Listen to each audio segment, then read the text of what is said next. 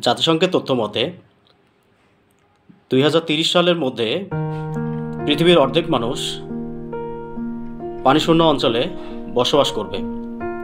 অপরদিকে দেখা যায় পৃথিবীর প্রায় 97% বেশি পানি লবণাক্ত, অর্থাৎ যা আমাদের দৈনন্দিন কাজে ব্যবহারযোগ্য নয়।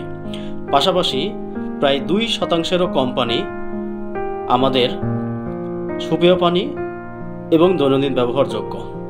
আজ অর্থাৎ 22শে মার্চ বিশ্ব পানি দিবস। এই দিবসটি মূলত কাদের জন্য? এই দিবসটি আমাদের সবার জন্য।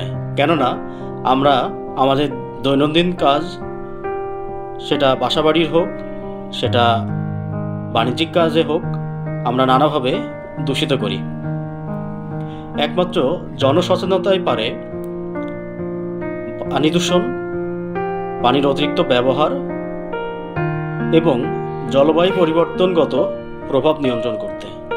সবাইকে ধন্যবাদ।